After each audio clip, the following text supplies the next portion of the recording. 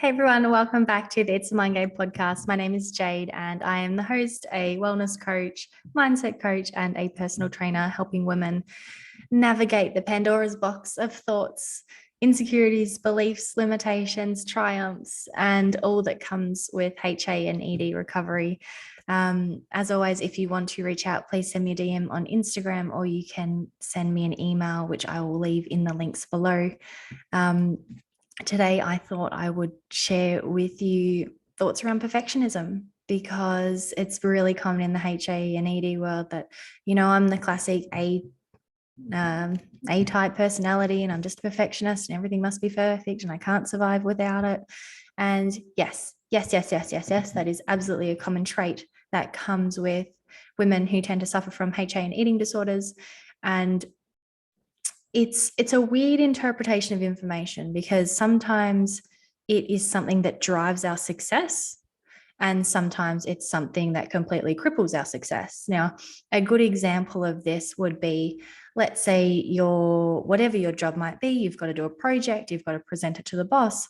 And because you want everything perfect, you're working extra long hours, you're allocating the appropriate amount of time to get the task done so that by the time you get in front of the boss, you have got the perfect presentation that showcases the best of your ability and your knowledge.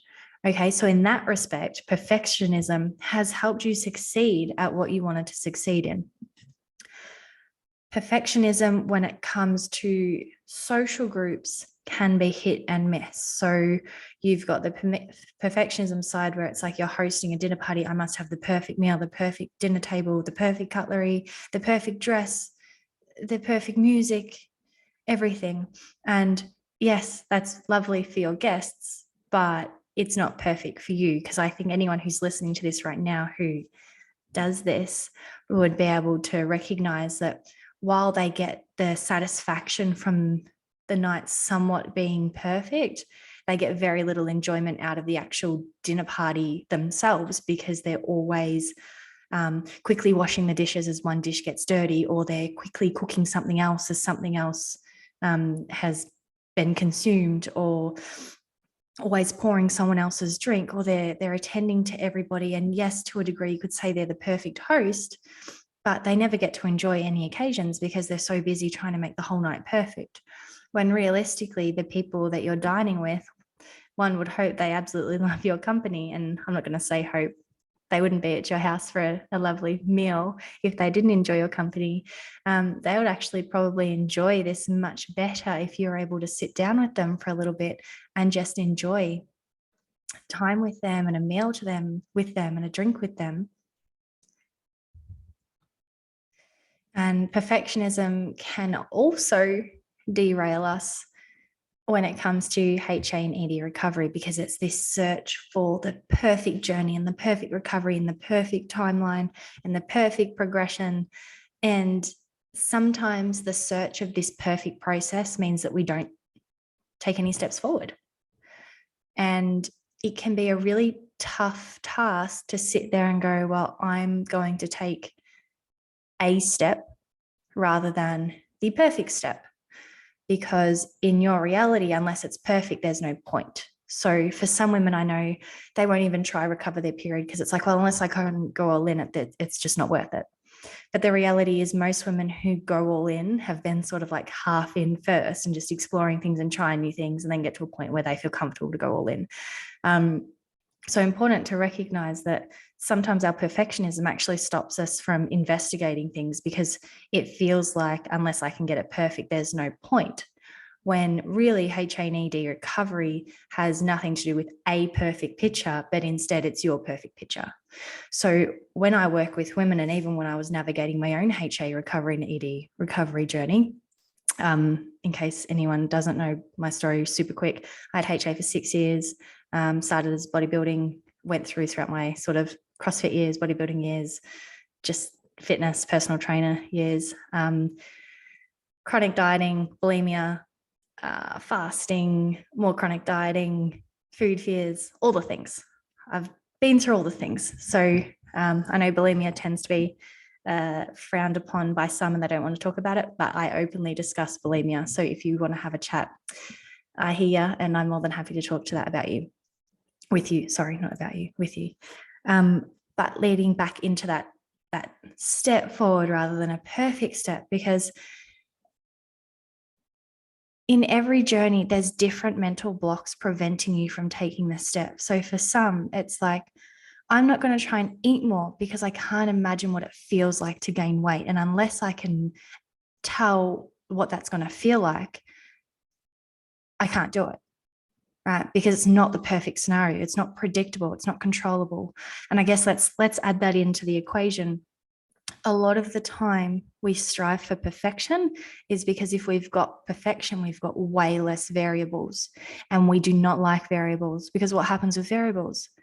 Things can pop up that surprise us, things that can pop up that scare us, that are out of our control, that we're not ready for, that can provoke anxiety, discomfort, and judgment. Because let's be clear, another part of perfectionism, especially when it comes to, let's say, our physical appearance or our food choices, can actually be, if I'm perfect, there's less risk of someone thinking I'm ugly, useless, pathetic, disgusting, not worth anyone's time, silly, all those sorts of things. Sorry, I kind of ran out there, but I think back to my time during these nasty spots, and that was the main things. I was disgusting and putrid, and no one wanted to know me, and all these sorts of things. Again, not real in my external world, but very real to me in my head. So where I was going with that is the chase to being perfect makes us feel confident and comfortable, not in our own skin, but in the idea of there's less room for people to think negatively of us if we are perfect. Because how could someone hate me if I've got perfect skin? Or how could someone hate me if I'm really nice all the time, or I'm super energetic, or I'm super fit, or I look a particular way, or all these sorts of things. So that may be something that you haven't actually recognized before in your thought processes. So if this is the first time it's come to you, I hope that actually gives you some strength to witness that sometimes perfectionism is actually a coping strategy. And it's not actually that chase of being perfect all the time. It's about minimizing risk of judgment. So how does this link to our HA journey? You're probably wondering, in our ED journey. Well, it's just the idea that it's hard to progress forward if we can't predict the perfect outcome, because that's all we want, isn't it? We want to know exactly when our period will come back, exactly when the fear will stop, exactly when the anxiety will be over. And becoming at peace with knowing that it's the step forward that is the perfect step. Because, and you're probably going to be like, oh, that's way too nice, or it's way too woo-woo, or whatever. But the thing is, there's me, say, talking to you about your next steps. There's so many wrong steps, because I could suggest you just delete the app, just stop training, just half your exercise intensity, eat double the amount at lunch. But that could be perfect in regards to eat more, train less. But it's so far from perfect for you, because the thing is, you'd never do it. You'd never take that step because you're not in the position to do it just yet. And that's not to say that you won't later. It's just right now you wouldn't. So rather than think about what the perfect step is in relation to the books that you've read, or the Facebook groups that you've been on, or whatever other HAs or EDs that you've spoken to, think about what is going to be a step that you can choose to take, that you're going to be able to practice each and every day. Because the more you can practice that step, the more that you'll continue to move forward, the more that you'll start to witness that perfection is actually in the eye of the beholder. Because it's you who sets the standard. It's you who chooses what perfect is. It's you who dictates all the criteria. So if you can open up your mind to what defines perfection in your world and start to build from there, everything's going to seem so much more achievable to you, because you can suddenly have a path, have a process, have milestones in place. Now, the fear of judgment and failure is heavily linked to perfectionism, and that can also relate back into HA, because it's like, what happens if I make all these steps and I don't get my period back? And it's important to sort of address those thoughts in the way of, what logic or evidence do you have to suggest that that outcome is real or would happen? Because it's often that we think that it's like, oh, I'm going to be the one person who doesn't get my period back. But if you were to look at all the evidence and all the research, if you take the appropriate protocols, women get their period back unless there's something really sinister going on, which obviously, yes, these things can happen, but for the most part, it is not the majority. What the majority of evidence and research shows us is that women that increase their nourishment, reduce their exercise, get their period back. And that happens in all ways, shapes, and forms. So linking back into our perfectionism again now, is that you would have listened to, goodness, over 60 episodes of women's HA recovery journeys. And there is a consistent reduction in exercise, increase in food, eliminating mental stress, soul searching, finding quiet, setting boundaries, asking for help, rediscovering your identity. Yes, all of those things are so consistent throughout the path, but the levels that people do it in are so different. So that's why your perfectionism for your HA recovery, you really need to reassess and re-evolve it, because it needs to be your perfect progress. Yeah.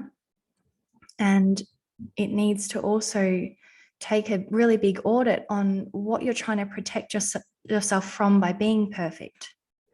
You know, why are you trying to stop people from thinking of you in a particular way? How do you actually see yourself? What are you afraid of if people see you as XYZ? And I'll go into another episode about separation of tasks, because it's a really big topic that feeds into this one quite well. But it's actually the ownership of tasks. And when it comes to people's judgment, it's up to them to decide how they perceive you. All you can do is be the most authentic version of yourself. And then it's up to them to decide whether they like you or they don't. But if you're like, that's where the perfectionism side of things, it becomes so exhausting, because if you're always trying to be perfect to everybody else but yourself, that's when you lose yourself. And that's where you don't know what you enjoy anymore. You don't know what it feels like to relax. You don't know what it feels like to just be calm, because all you've become is what everyone else sees as perfect. I hope that's making sense. I feel like I might have gone a little bit off topic from when we first started. But I just want you to know that perfectionism can be so helpful in many, many ways, and it can help us progress forward. But it can also be what stops us from taking positive steps forward, because the idea of not being perfect is way too scary. But if you can shift your ideals to create perfect and step towards that, that's the key, that's the secret. All right, that's how you do it.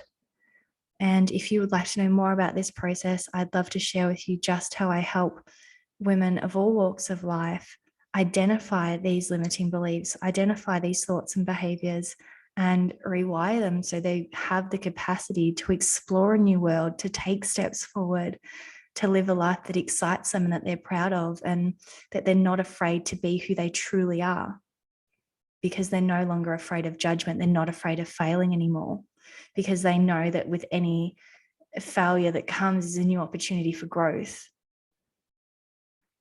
I feel like that's been a very loaded episode, so I'm going to wrap things up. And as always, please reach out to me on Instagram or an email. I'll leave a link in the show notes.